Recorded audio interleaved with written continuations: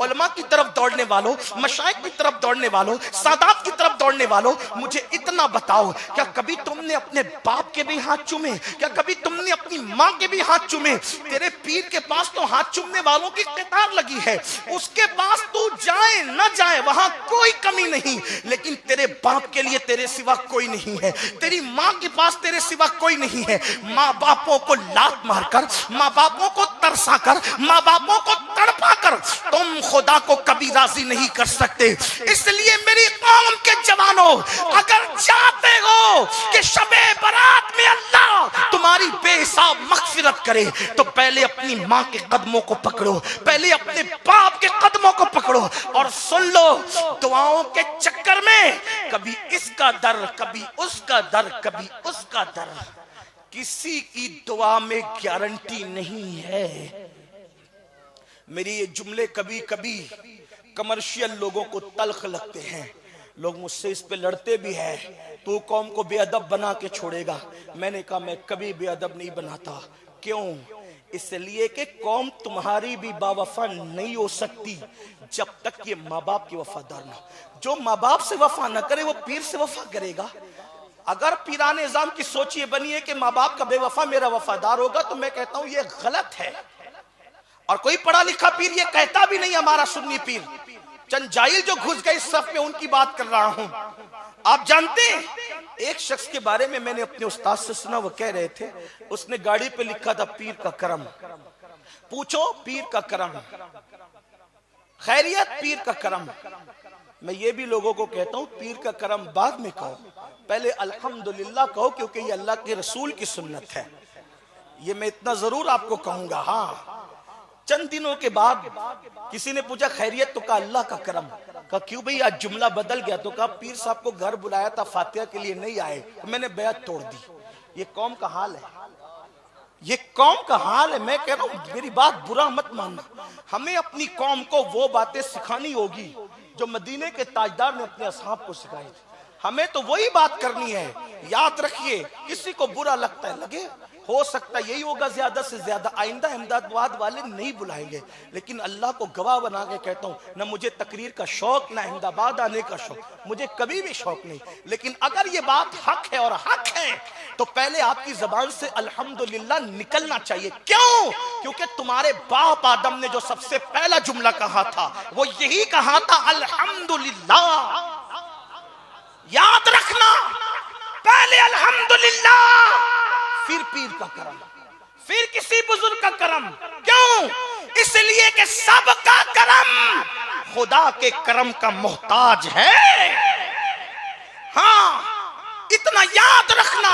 तो अर्ज ये कर रहा था, माँ बाप का गद्दार कभी पीर का वफादार नहीं हो सकता, कभी दोस्त का वफादार नहीं हो सकता। मेरे उस्ताद ने मुझे नसीहत की थी, बेटे कभी माँ बाप के गुस्ताख और गद्दार से दोस्ती मत करना। मैंने कहा क्यों? कहा जो माँ बाप का वफादार ना वो तेरा क्या वफादार हो सकता है। अहले वफा की पहचान माँ बाप से है। और आप देख लें, जाने वफा, शाने वफा, काने वफा जिसे हम कहते हैं मुस्तफा जाने रहमत, उनको देखे माँ बाप के यहाँ कैसी बात है, किस अकीदत का इजहार है। एक मर्तबा एक बूढ़ी खातून लकड़ी टेकते हुए आई, हुजूर अलैहिस्सलाम सहाबा की महफिल में बैठे थे, उठ के खड़े हो गए। आप अंदाजा कर सकते हैं, आज अगर कोई लड़का डॉक्टर बन जाए तो वो अपने काले रंग की माँ का तारुफ नहीं कराता अपने दोस्तों से कि ये मेरी माँ है। क्यों? कहा कि इसके कपड़े तो फटे हुए हैं, इसका रंग तो काला है, मेरे दोस्त मेरा मजाक उड़ाएंगे, मेरा मजाक उड़ाएंगे कि इसकी माँ का रंग काला है, इसकी माँ के कपड़े फटे हुए हैं, तो लोग तारुफ नहीं कराते, हालांकि वो है माँ। मैं कहता हूँ शान से कराओ अपने माँ बाप का तारुफ कि ये तुम्हारे माँ बाप हैं। लोग मजाक उड़ाते रहे, अपने माँ बाप का तारुफ फख्र से कराओ। जमीन पे तख्त ताज का मालिक मैं उसको समझता हूँ, ताजदार वो है जिसके सर पे माँ का आंचल है, और तख्त पे वो बैठा है जिसके नीचे बाप की शफकतें मौजूद हैं। ताजदार तरसते हैं माँ के आंचल को। अगर खुदा ने तुम्हारे सर पे माँ का आंचल रखा है तो तुम ताजदार हो, ताजदार। इसीलिए किसी शायर ने कहा था, बाप की शफकत और माँ का आंचल, हम भी कभी तख्त ताज वाले थे। बाप की शफकतों को क्या, ये ताकत से कम नहीं, और माँ के आंचल को क्या समझते हो, ये ताज से कम नहीं। इसलिए आजकल के लड़के डॉक्टर बन जाए, इंजीनियर बन जाए, कभी माँ बाप का तारुफ नहीं कराते, अगर वो अनपढ़ हो, भोले भाले हो, सीधे साधे हो, शर्म आती है उनको। बल्कि मेरे एक दोस्त ने अपने चंद साथियों को तारुफ कराया, एक बड़े मियाँ कुर्सी बैठे थे, दोस्त तो गए उसके बर्थडे के मौके पर, कहा ये कौन है, कहा ये हमारे यहाँ काम करता है, जबकि वो उसका बाप था।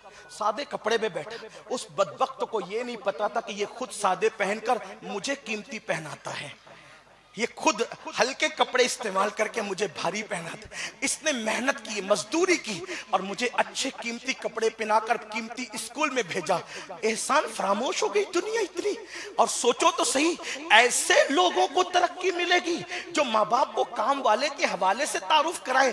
लेकिन आओ, मेरे आका मुस्तफा जाने रहमत सहाबा की महफिल में बैठे हैं, और एक बूढ़ी औरत लकड़ी टेकते हुए आई। मैं ये भी आपको बता दूं, उस बूढ़ी औरत का रंग भी सांवला था, वो बहुत खूबसूरत नहीं थी बजाहिर देखने में, बजाहिर कह रहा हूं, सांवला रंग था, बूढ़ी थी, लकड़ी टेकते हुए आई।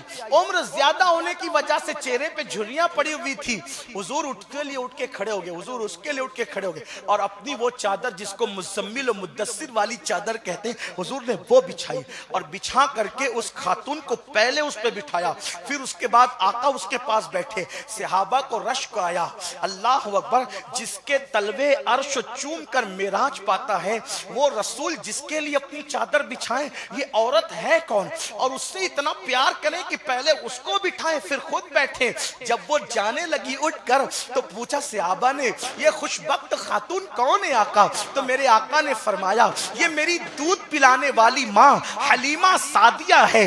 अल्लाह अकबर। जब सहाबा ने सुना कि ये दूध पिलाने वाली माँ हलीमा सादिया है, तो सरकार सज करते, आका क्या आपके बचपन के वाकयात हम इनसे सुन सकते हैं? आपका मुबारक बचपना इनसे मालूम कर सकते हैं? तो मेरे आका ने फरमाया, पूछ लो। फिर हलीमा सादिया ने हुजूर के बचपन के वाकयात बताए। लोगों को अंदाजा हुआ, जो दूध पिलाने वाली माँ का इतना एहतराम करता हो, वो हकीकी माँ सैयदा आमिना का कितना एहतराम करता होगा। अल्लाह अकबर। फिर उसके बाद दूसरी तरफ आए इमाम हसन मुज्तबा। इमाम हसन एक मर्तबा सैयदा तैयबा ताहिरा खातून जन्नत मखदूमा कायनात मलका फिरदौस बरी सैयदा फातिमा का जिक्र करते हुए कहते हैं कि मेरी माँ का जब विसाल हुआ तो मेरी उम्र सिर्फ 7-8 साल की थी। उस उम्र में भी मैं अपनी अम्मी के साथ एक बर्तन में बैठकर मैंने कभी खाना नहीं खाया। इमाम हसन कह रहे हैं, मेरी माँ सैयदा फातिमा के साथ एक बर्तन में बैठकर मैंने कभी खाना नहीं खाया। किसी ने पूछा, हसन तुम्हारी माँ सैयदा फातिमा मखदूमा कायनात इतनी अजीम हस्ती तुम्हारी अम्मी जान है, आप उनके साथ बैठ करके खाना एक बर्तन में क्यों नहीं खाया आपने? तो उस वक्त इमाम हसन ने कहा, मुझे डर लगता था कि कहीं माँ की बेअदबी ना हो जाए। कहा, हसन साथ में खाने में बेअदबी कैसी और किस तरह की बेअदबी? तो इमाम हसन कहते हैं, मुझे ऐसा लगता था कि किसी लुकमे पर, तवज्जो करना, एहसास देखो, अल्लाह वालों का एहसास देखो, नौजवानाने जन्नत का सरदार जिनको बनाया गया उनकी फिक्र देखो। इमाम हसन कहते हैं कि मैं डरता था कि किसी लुकमे पर मेरी माँ सैयदा फातिमा की नजर पड़ेगी और माँ फातिमा सोचेगी कि ये लुकमा मैंने उठाना, और मुझे उसकी खबर नहीं मिल पाएगी, मुझे उसकी इत्तला नहीं हो पाएगी। तो उस वक्त कहीं गलती से वो लुकमा मैं उठा करके जो है वो अपने मुंह में न डाल लूं तो मेरी माँ की बेअदबी न हो जाए। हालांकि वो गलती अपने लिए कह रहे हैं, लेकिन हम उसको गलती का क्या रंग दें? वहां तो गलती करीब से गुजर कर भी नहीं जा सकती, वहां तो खता करीब से गुजर कर भी नहीं जा सकती, वहां तो लग्जिशें करीब से गुजर कर भी नहीं जा सकती। लेकिन इमाम हसन आजिज़ी करते हुए बता रहे हैं कि मुझे माँ के नजर करदा लुकमे की खबर न हो कि माँ इसको उठाना चाहती है और मैं उसको भूल से उठा लूं तो माँ की बेअदबी न हो जाए। इस तसव्वुर की वजह से मैंने कभी माँ के बर्तन برتن میں کھانا نہیں کھایا۔ میرے آقا صلی اللہ علیہ وآلہ وسلم کے دیوانوں، آج بتاؤ آج لوگ کیا کرتے ہیں؟ اللہ اکبر، گھر بنائیں گے تو ایک کمرہ چھوٹا سا ماں باپ کے لیے نکال دیں گے کہ بوڑھا بوڑھی اسی کے اندر دروازے کے اندر بند ہو کر کے پڑے رہیں گے۔ کیوں؟ میرے بچوں کو ڈسٹرب نہ ہو،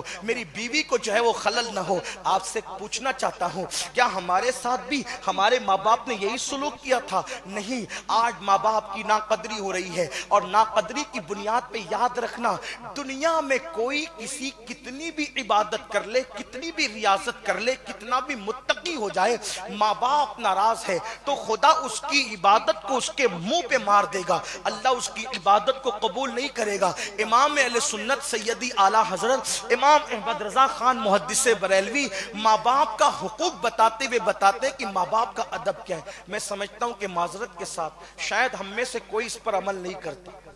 ہم لوگ اپنے بزرگوں کی عظمت کے نعرے بہت لگاتے ہیں، لیکن صرف نعرے۔ میں لوگوں سے کہتا ہوں نعرے لگاتے رہے، کردار تو کبھی اختیار کیا نہیں ہے نا۔ آپ سے کہتا ہوں نعرے میں آج بھی اثر ہے، توجہ کرنا، نعرے میں جو کردار کے ساتھ لگے، جو دل کی گہرائی سے لگے۔ جلسوں کے نعرے تو رسم بن گئے، ایک دوسرے کو اٹھانے اور بیدار کرنے کا سبب بن گئے، خطبہ کے استقبال کا ذریعہ بن گئے، جبکہ یہ نعرے وہ تھے جو باطل کے قلوب و اذہان میں لرزہ پیدا کر دیتے تھے۔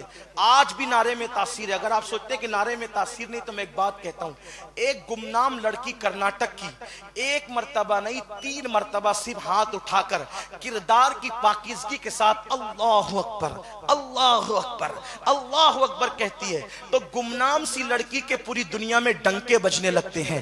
آج بھی اللہ بتا رہا ہے کہ میرے نام میں وہی تاثیر ہے جو خالد بن ولید کے دور میں تھی، میرے نام میں وہی تاثیر ہے جو طارق بن زیاد کے دور میں تھی، میرے نام میں وہی تاثیر ہے جو قرون اولا میں تھی۔ ہاں وہی تاثیر کہ دی اذانیں کبھی یورپ کے کلیساؤں میں اور افریقہ کے تپتے ہوئے صحراؤں میں، دشت تو دشت ہے، دریا بنا چھوڑے ہم نے، بحر ظلمات میں دوڑا دیے کھوڑے ہم نے۔ آج بھی نعرے میں تاثیر ہے، کب؟ کردار کے ساتھ لگا۔ ایک لڑکی گمنام کردار کے ساتھ نعرہ لگایا، پوری دنیا میں ڈنکے بجے، علماء محراب میں اس کا ذکر کرنے لگے، خطیب منبروں پہ اس کا تذکرہ کرنے لگے، اخبار کی بڑی سرخیوں کے اندر اس کا نام چھپنے لگا۔ یہ نعرے کی تاثیر ہے، لیکن کب؟ جب کردار کے ساتھ لگے۔ فجر کی نماز میں سوتے پڑے رہو اور اس کے بعد نعرہ لگاؤ، داڑیاں منڈا کر گٹروں میں پھینکتے رہو، اس کے بعد نعرہ لگاؤ اللہ اکبر، بیٹیاں بے پردہ گھومیں، اس کے بعد نعرہ لگے، سر پہ ٹوپیاں بوجھ لگے، اس کے بعد نعرہ لگے، گھروں کے اندر گانے اور غزلیں بجے، اس کے بعد نعرہ لگے، نعت مصطفیٰ سے تھکن محسوس ہو اور گانوں سے دلچسپی اور لذت آئے، اس کے بعد نعرہ لگے۔ یاد رکھنا ایسے نعرے بھی شاید منہ پر پھینک مارے جائیں گے۔